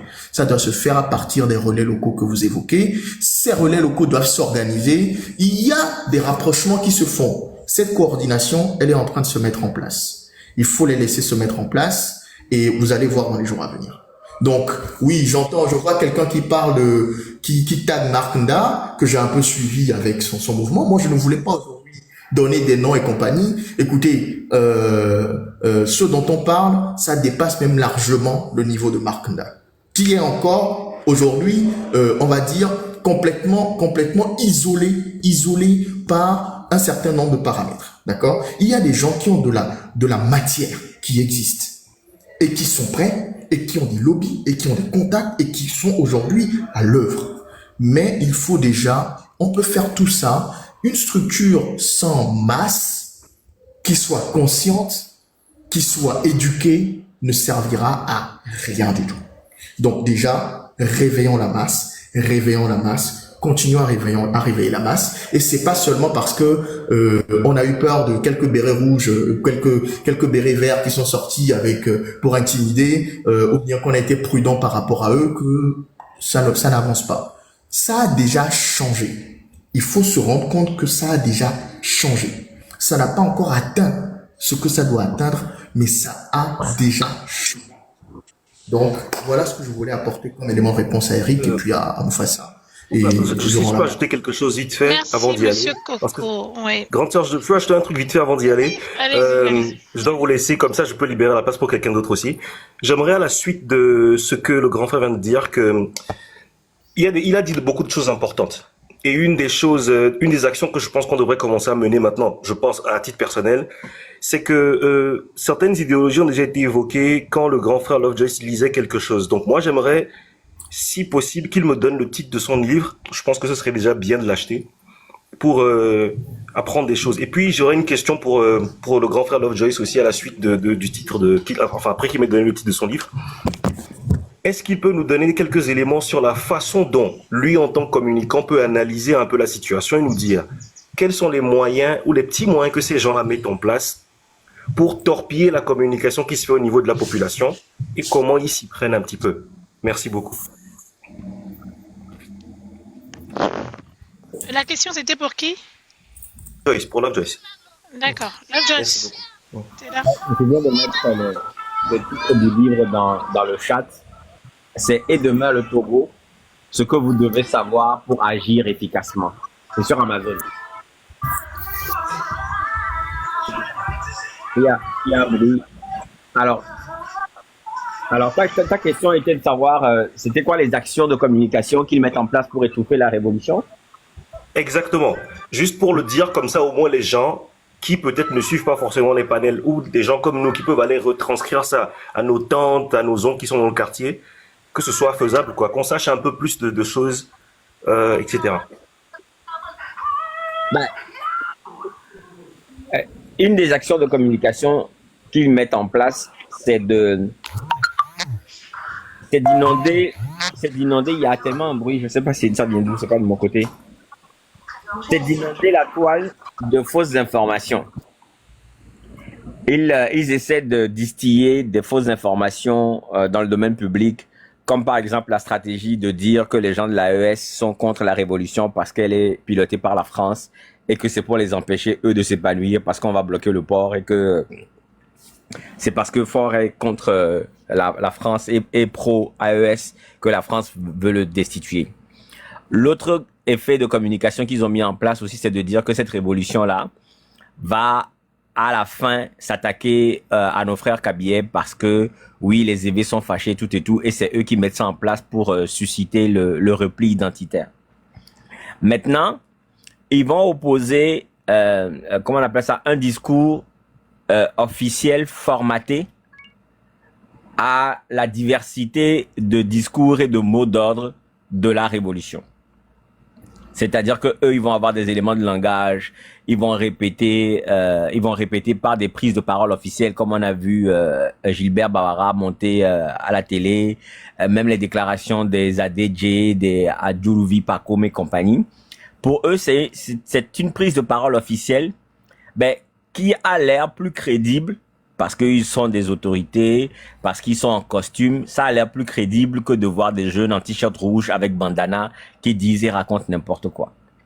L'autre chose aussi qu'ils font, c'est de dire, ah, c'est de l'intelligence artificielle, ce n'est pas vrai, ce n'est pas ceci. Un élément aussi qu'ils utilisent, c'est de dire que cette révolution n'est pas légale. Et que donc, elle n'est pas correcte, elle est condamnable. Pourquoi il dit ça? Parce que justement, la mobilisation n'est pas formatée dans une organisation ou une institution publique, politique, etc. Ce qui a même d'ailleurs poussé les jeunes à se nommer mouvement du 6 juin. Vous voyez, pour avoir un nom, un titre, et justement, à partir du moment où ils se sont appelés le M66, vous allez voir que Jeune Afrique, TV5 et France 24 vont appeler le mouvement M66 parce que maintenant, ils ont une forme, pas forcément juridique, mais ils ont un nom qui rassemble toute la dynamique qui est en place. Et eux, ils vont dire, ils sont pas sur le territoire, ils sont sans papier ailleurs, c'est des voyous. Ils ont même dit que c'était des terroristes. Le choix des mots est clair de les appeler terroristes. Pourtant, terroriste vient de semer la terreur. Ceux qui sèment la terreur dans le Togo aujourd'hui, on sait c'est qui. C'est eux qui sèment la terreur en allant attaquer les jeunes dans leurs maisons, attraper les gens en plein live, jeter des corps dans la lagune, ainsi de suite. Donc, il y a toute cette dynamique-là de communication qu'ils mettent en place et ils financent ça, mais à coût de millions de francs CFA. Ils payent les activistes pour raconter n'importe quoi, pour décrédibiliser le système.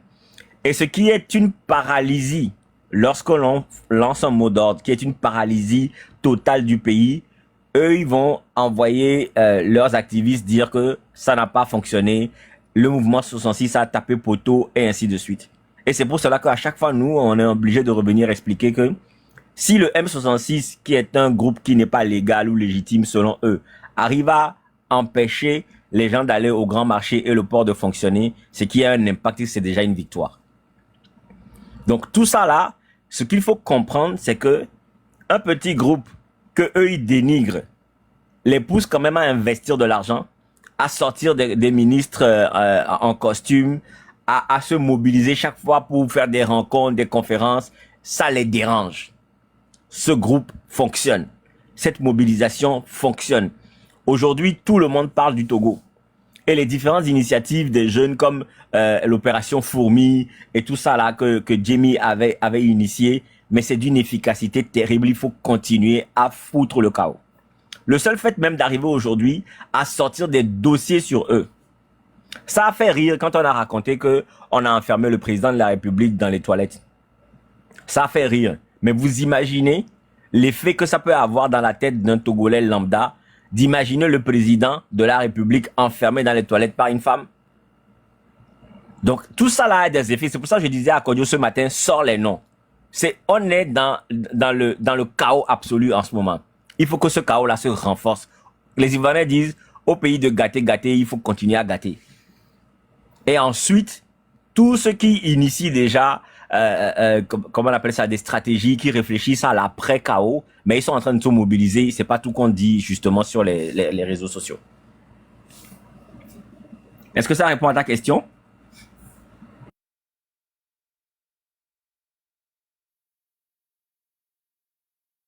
Je pense qu'il est Monsieur parti. Coco, c'était Monsieur Coco, non?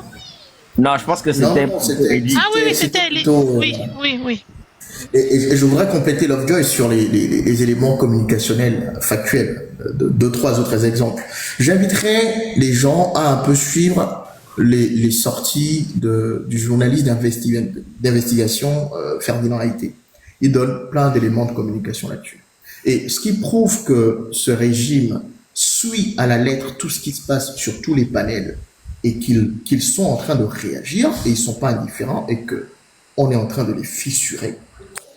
Regardez depuis combien de temps le président honorifique de la 5e République a été mis en place. Il a fait sa première sortie quand? Comme par hasard, il l'a faite hier ou avant-hier, je ne sais plus exactement. Avant-hier, à la veille de la mobilisation, et sans saccade. Avant-hier, à la veille de la mobilisation. Et c'est parce que pendant plusieurs mois, on a démontré que ce monsieur, aujourd'hui, est inexistant. Il est en plus souffrant en tant que personne. Il est âgé, il ne fait rien, il n'a rien fait. Et la réponse du système en face a été de faire une cérémonie avec de rencontres avec des officiels qu'ils ont beaucoup diffusé sur la toile. Donc, comprenez qu'il faut, nous, à chaque fois, sortir la négation de tout ça. Ils ont payé des gens, alors qu'il y a la censure Internet, ils ont payé des gens à prendre des voitures depuis le 16, très tôt le matin, à sillonner la ville de Lomé pour faire des vidéos pour dire que tout va bien. Voilà les actions que tout le monde peut mener.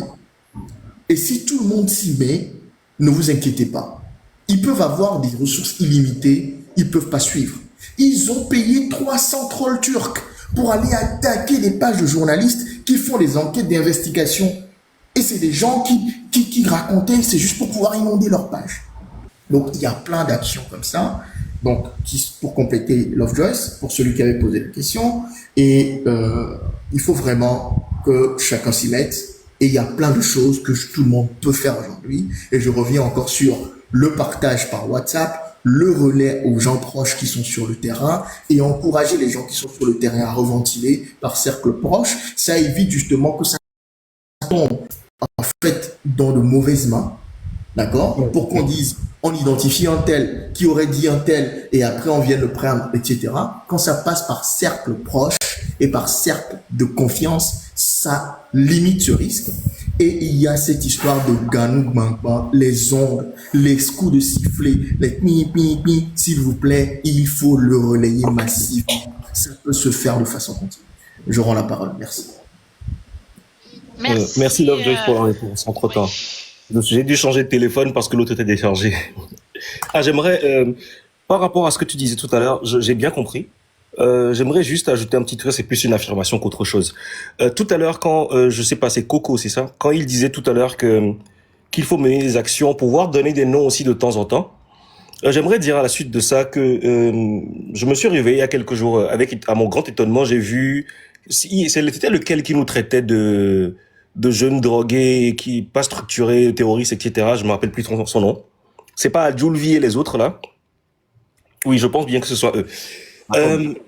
Oui, je trouve que c'est assez drôle quand même que certaines personnes traitent les jeunes aujourd'hui de drogués parce qu'ils réclament ce qui leur est dû. Je dis ça parce que bon, là il faut que moi-même je commence à liker parce que sinon ils vont dire qu'ils vont signaler le live. Quand on a un colonel Yark qui, j'informe les Togolais, sachez que quand il parle de drogués là, pendant longtemps c'est Yark qui a géré leur commerce de drogue hein, en passant de la Colombie en passant par le Togo. Hein. Obé miomi y en a gay. Bon, surtout bien Meko mi ba on a rap yak moi mi ba donné. Donc je n'ose même pas penser à ce que les grands frères comme Lovejoyce, à ma vie, ils ont subi autant à Lomé qu'à l'étranger maintenant.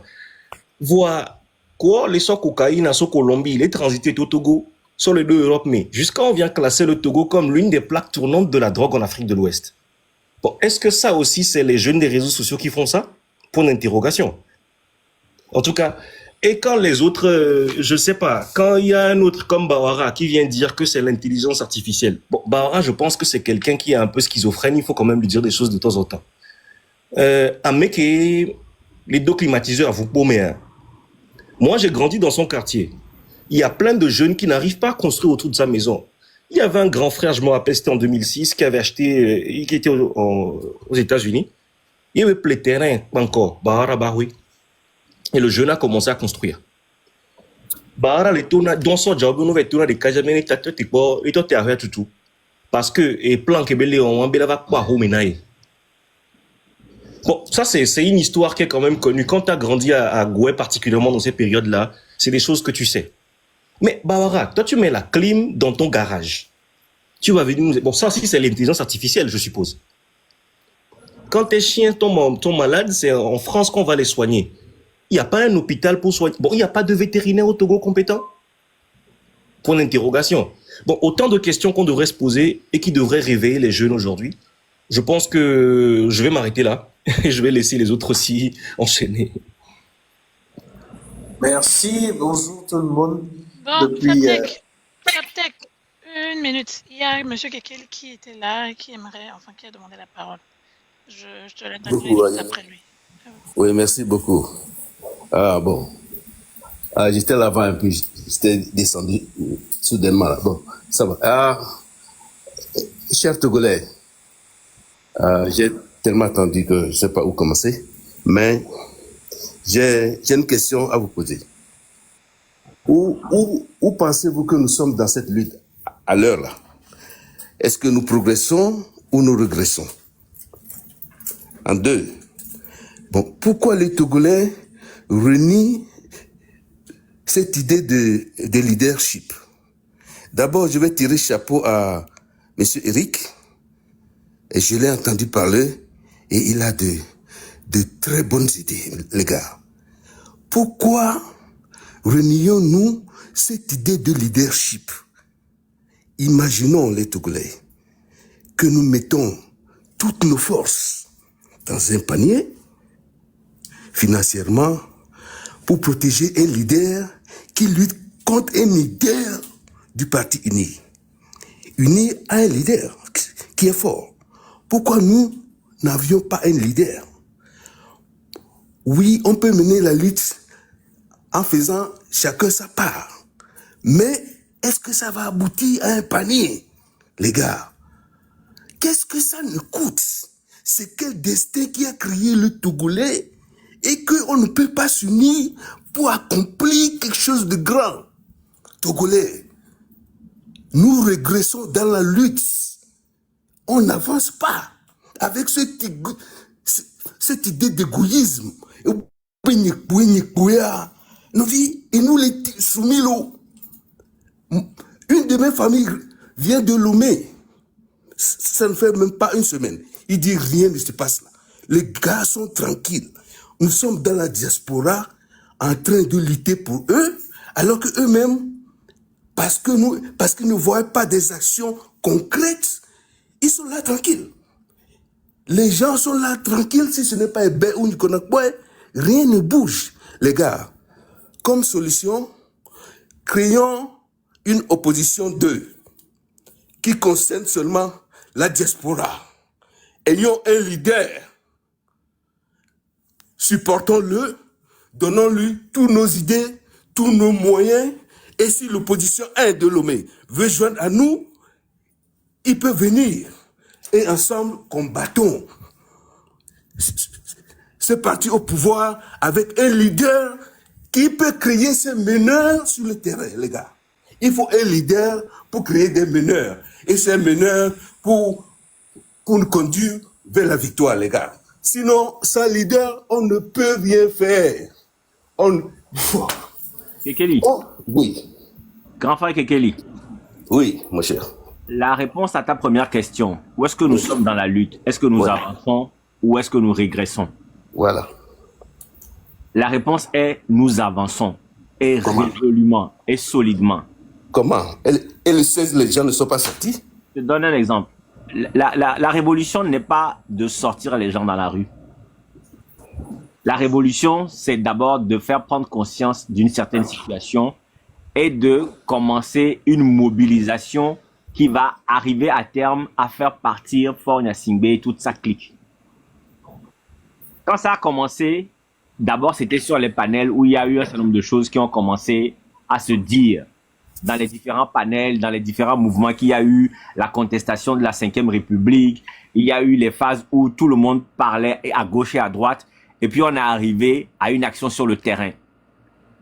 Ensuite, de cette action sur le terrain, on est arrivé à 3 jours où on a empêché une conférence internationale.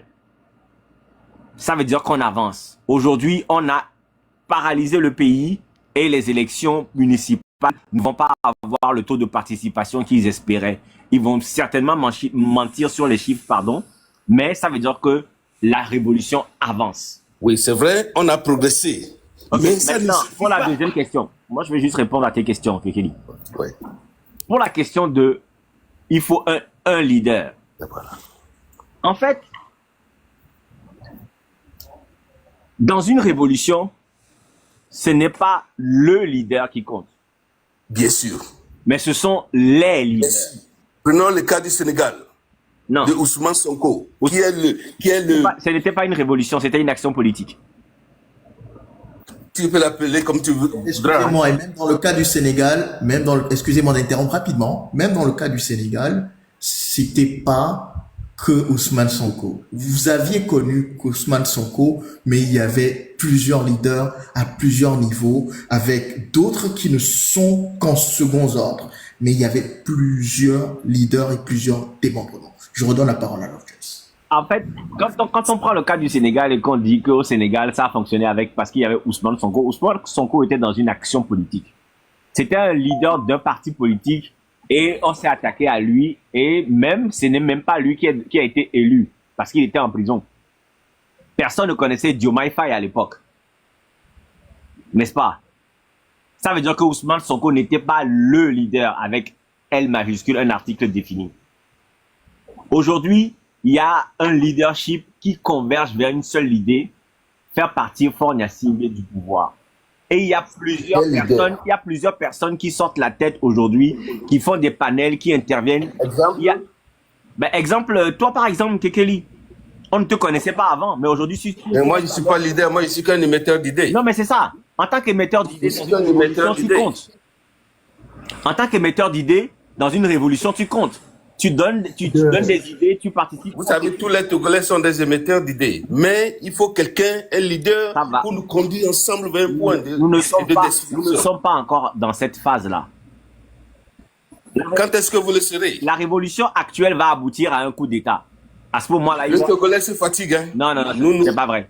On se fatigue. C'est pas vrai. Y compris moi. Non, mais alors si tu te fatigues, tu peux aller te reposer, mais je te promets que les Togolais... Alors, merci beaucoup d'avance. Tu comprends? En fait, merci d'avance. Cette mobilisation va aboutir à un coup d'État. Puisque de toutes les façons, même s'il faut fuir le pays ou qu'il démissionne, le pouvoir ne va pas rester en l'air à attendre qu'un leader émerge. Ok. Et donc, on va... Maintenant, ma dernière question. On va arriver. Laisse-moi juste expliquer Excuse-moi, Lovejoyce. Oui. Encore une seconde une seconde pour pouvoir te renforcer dans ta réponse. Kekeli, oui.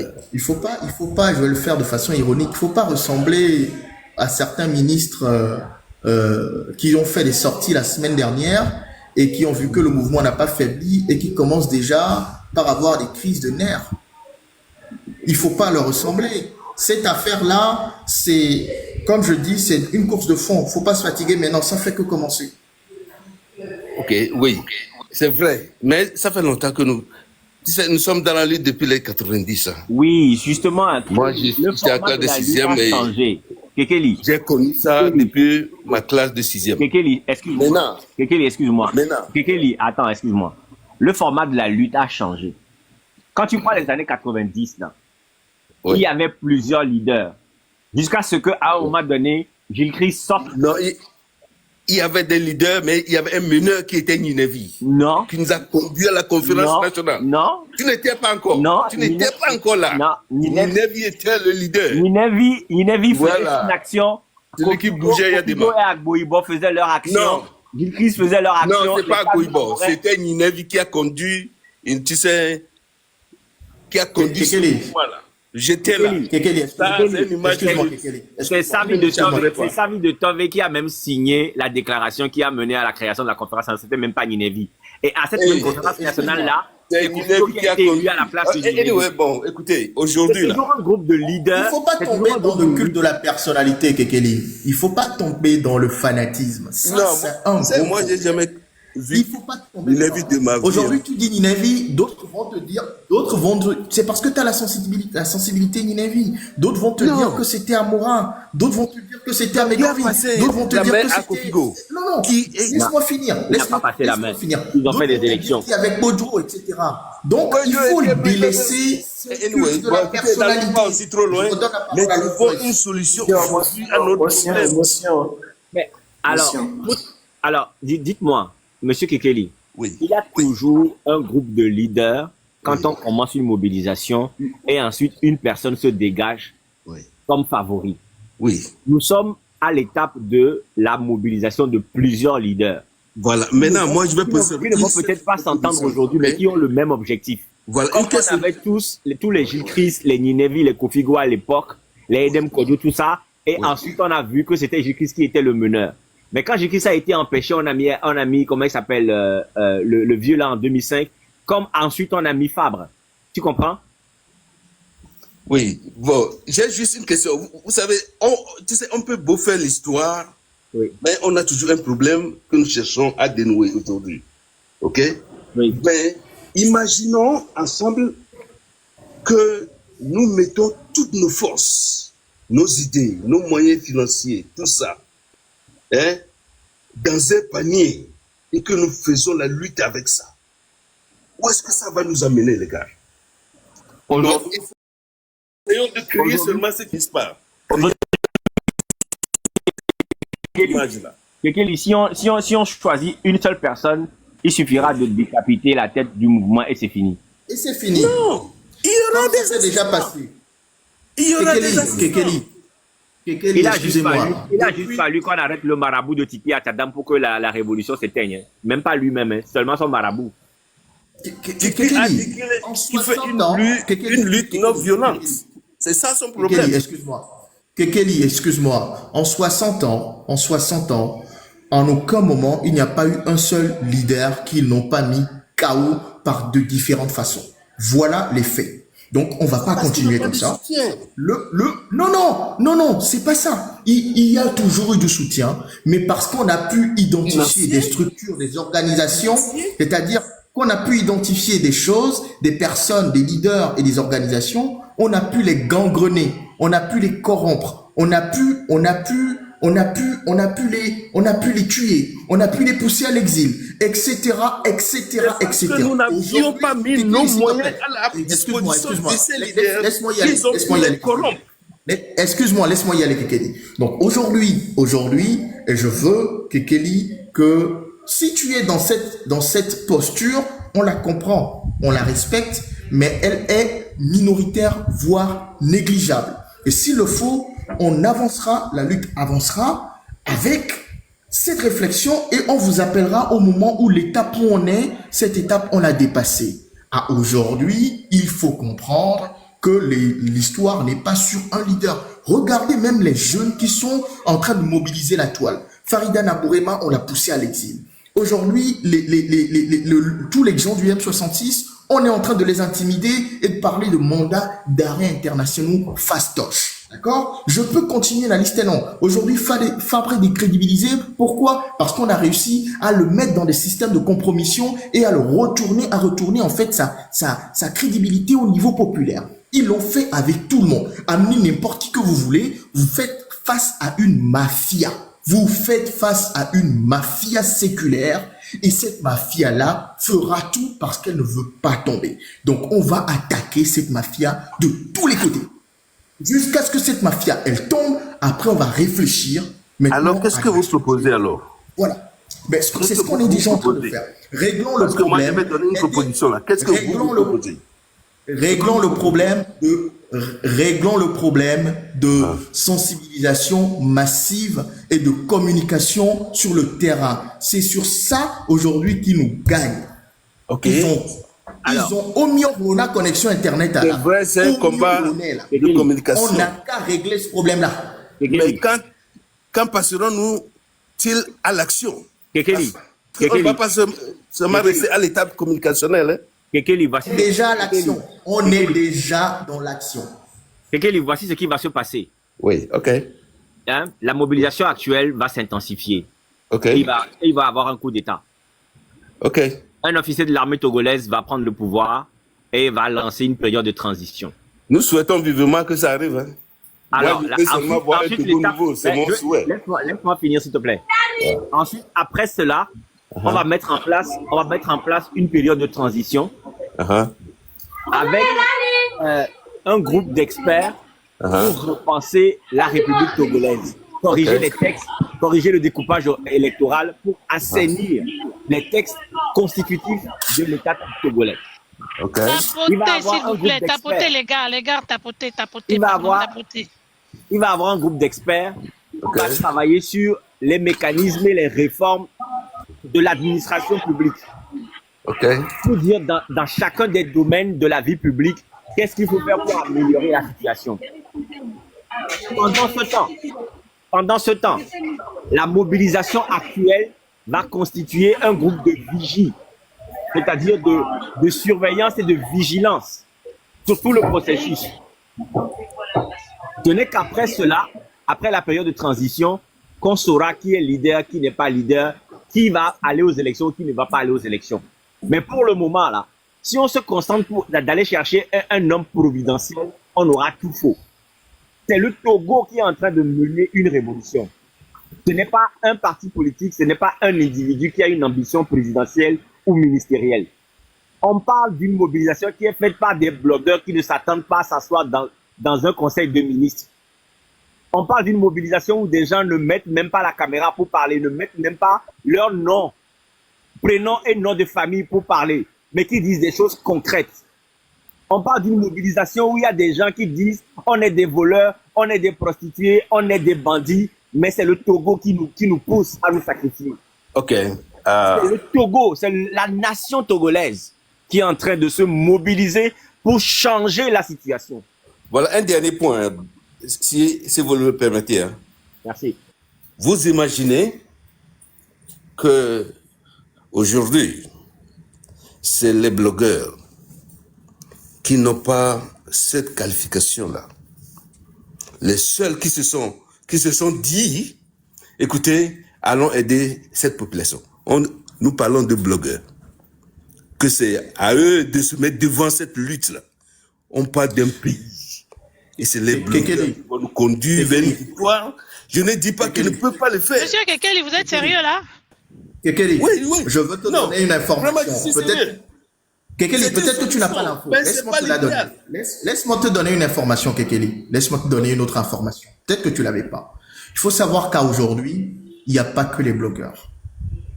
Il faut savoir qu'à aujourd'hui, il n'y a plus que les blogueurs.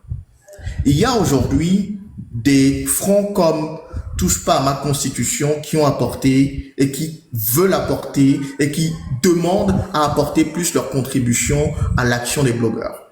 Il y a aujourd'hui un autre front qui s'appelle ADP, CDP, ABT plus PADET qui aujourd'hui ont sorti un communiqué pour dire messieurs, on soutient le peuple et qui ont même donné des plans d'action politiques et des plans d'action sociale.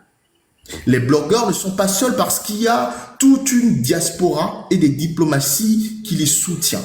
Les blogueurs ne sont pas seuls parce qu'il y a Amnesty International, parce qu'il y a des groupes de la société civile qui travaillent avec eux. Les blogueurs ne sont pas seuls parce qu'il y a des journalistes étrangers, des journalistes d'investigation qui sont avec eux. Aujourd'hui, on refuse systématiquement de dire qu'il y a un individu qui va prendre la tête de la lutte. Vous oubliez ça, c'est du fanatisme et c'est aller se jeter dans la gueule du loup.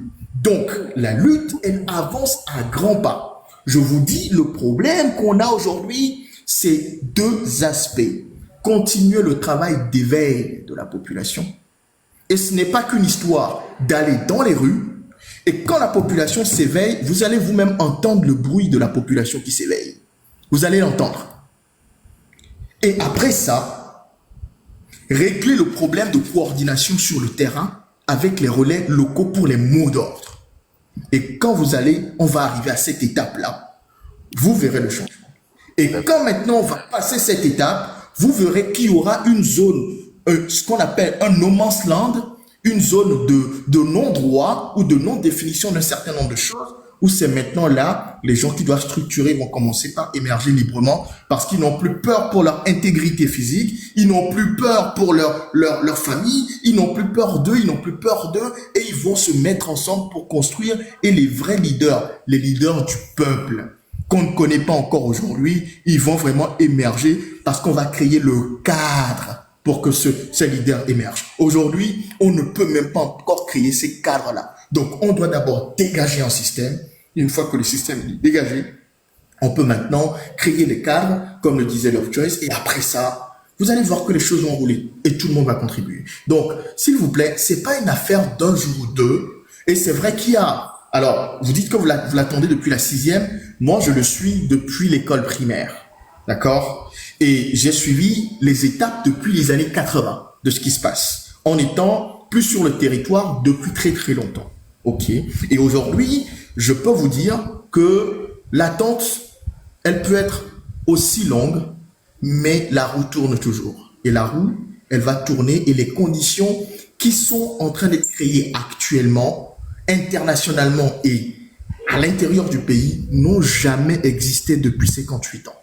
Donc, mettons nos énergies dans la bonne direction et aidons à amplifier ce travail. Merci. Sentinelle, que dis-tu de la nuit? La nuit est longue, mais le jour vient. Merci. On va passer la parole à M. Fabtek. Ouais, en tout cas, Babadi, non. bravo, hein, bravo. Ça Vraiment. valait le coup. Oui, je pense que ça démontre à quel niveau notre impatience de voir comment on appelle, la lutte aboutir dans nos esprits, dans nos cœurs. Je comprends tous ceux qui sont impatients, tous ceux qui à un moment donné se perdent sur la route. Mais comme l'a dit Lovejoy et Coco, c'est maintenant même que la voie est bien tracée. C'est maintenant que les choses se forment. Il y a un gros chaos, oui, comme les gens l'aiment. Le chaos à Bordeaux, c'est maintenant que ça se met en place. La route, on n'est pas loin. Je voudrais encore demander un peu plus de patience à ceux qui sont... Bordeaux à chaos, merci beaucoup. Ceux qui sont pressés, doucement, doucement, on va y arriver bientôt. Alors, il y a Eric qui posait la question, qu'est-ce qu'il faut faire aujourd'hui? Pourquoi est-ce qu'il n'y a pas de coordination? Pourquoi est-ce qu'il n'y a pas tel? Non, je pense que la sensibilisation, bien le brainstorming, il a encore son temps à faire. Parce qu'il y a beaucoup, il n'y a que quelques jours que certains se sont réveillés. Il y a que quelques jours, il y en a qui se sont réveillés il y a longtemps. Mais on a besoin d'une patte compacte et homogène, ok, pour pouvoir faire le mouvement en bonne et due forme. Le pouvoir a voulu que le débat politique soit dans la rue. Ceux qui pensent que les blogueurs ne vont pas pouvoir faire l'affaire, c'est clair qu'ils se gourrent. Ils sont en train de se gourer. C'est de ça même qu'ils ont besoin aujourd'hui. Ils ont besoin d'une classe qui est en face là, qui ne vient pas faire un débat, comment l'appelle-t-on, de claquer, comme l'a dit Lovejoy,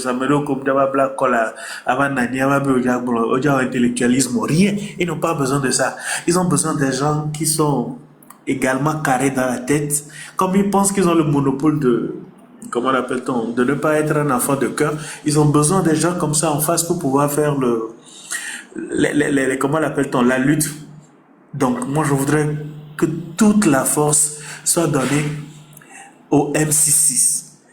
En même temps, que des gens comme Daele, que des gens comme Elliot, que des gens comme Lovejoy, qu'il y ait un travail qui puisse se faire.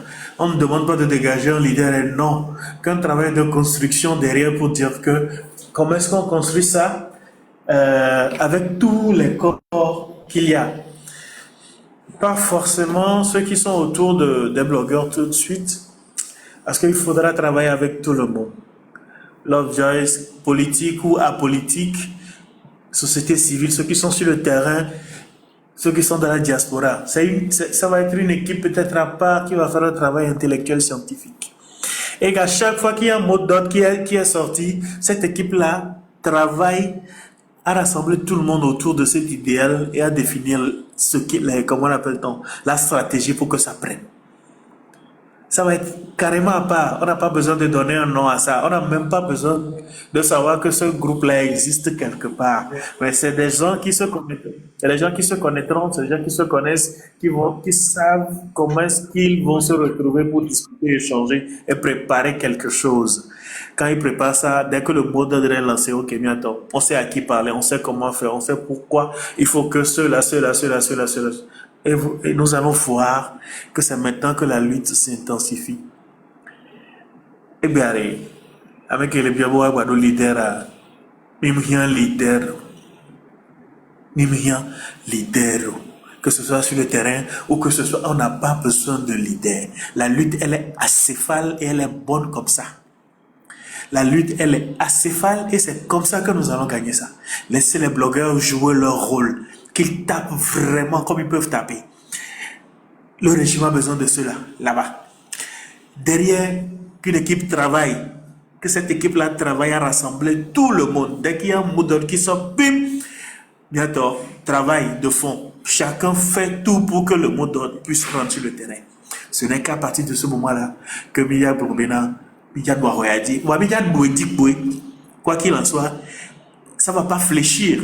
C'est pas parce qu'il y a élection aujourd'hui, avec ça même non, les gens sautent déjà pour dire que yo les préparer et ils courent déjà dans tous les sens. Non, ça n'a rien à voir. Chaque pas qui est fait est un plus. Il faudra qu'on regarde ça comme ça et qu'on se mette dans la dynamique de la lutte populaire. Et dès qu'on rentre dans ça, on ne peut pas ne pas s'en sortir. Donc, il n'y a qu'un dimanche, voilà. Et j'ai peut-être répondu à beaucoup de personnes en même temps, mais une fois encore, félicitations à Coco et Lovejoy qui ont tenu le panel, comment l'appelle-t-on, sur toute la durée. Donc, pour l'instant, je m'arrête là. Alors je disais, hein, tu parlais tout à l'heure de dynamique. Regarde ce que j'écris dans un des chapitres de mon livre. L'absence de dynamique interne qui suscite l'éclosion de talents, au pluriel, hein, de leaders et de stratégies différentes, a endormi les outils de lutte pour l'alternance. Okay. Les mêmes stratégies impuissantes, les mêmes slogans, les mêmes rengaines et les mêmes banderoles pour les manifestations, recyclées ad vitam aeternam, ont rendu l'opposition amorphe et apathique. Leurs réclamations sont devenues creuses et dévitalisées. L'espoir assassiné du peuple tarde à ressusciter.